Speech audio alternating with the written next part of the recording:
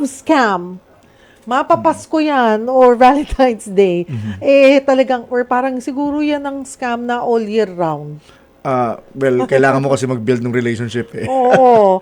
Pupuhunanan ka. Yeah. Pupuhunanan ka ng oras nung Correct. magsa-scam sa'yo. Okay.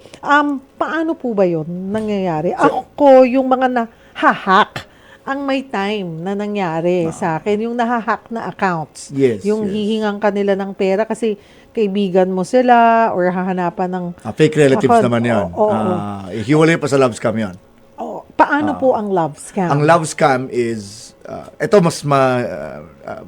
alam nyo, ang Pinoy, Pinoy, mapagmahal. Eh.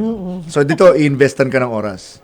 As in, magkakaroon ka ng online boyfriend or girlfriend. If that is your thing. Pakikiligin Na most of us, ka, I don't know, kamusta ka? most of us in our generation don't adhere to that, but I guess the younger Yung ones. ngayon, oo. So magkakaroon ka talaga. At ang target ng mga ito, yung may problema, byuda, kahihiwalay lang, may tinamaan, no? May nangyari sa buhay nila. And pag tinanong mo ko paano nalaman, well, your Facebook. Pag-aaralan po nila yung mga Pag-aaralan posts nila, nyo. yes. Oo. Yung mga caption na ginagamit mo, ikaw ba'y mahilig na may hugot? Pag-aaralan nila yung behavior mo online. Tapos pag naging kayo na, hindi siya manghihingi ng pera. Minsan nga siya pa magpapadala eh. And then, Pupuhunanan ka pupuhunanan talaga. ka talaga. And then one day, biglang sabihin niya, papunta ako sa'yo. Christmas eh. Ikaw naman excited, di ba? Mamimit ko na siya, finally.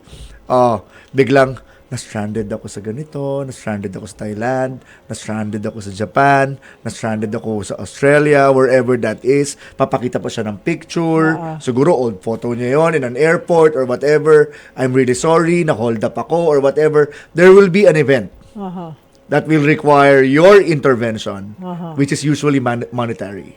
And because you're in love, no? Magkikita na kayo At mukhang tama naman kasi nagpapadala rin siya ng pera dati. Oo. Magkikita na kayo, finally. Ikaw naman maglalabas ng pera. And usually, it is a hook. Pag sinabing hook, konti muna. Once you're hooked, biglang sabihin, naku, pasensya na. Kulang pa pala, hindi naman na sinabi na kailangan mo ko pang bumili ng tickets, nag-overstay ako sa hotel, wala akong damit, etc., etc. Can you send more? So they'll hook you.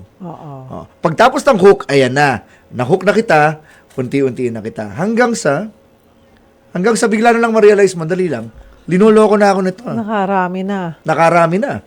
Pero at that point, wala na rin. Wala na.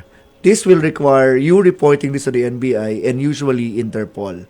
Because usually the love scams we found out are foreigners. But and vice versa, meron ding nang love scam sa ibang nationality na usually nandito rin. Kaya kasama rin ng mga nare-raid natin ng mga scam centers which usually hides under the POGO category.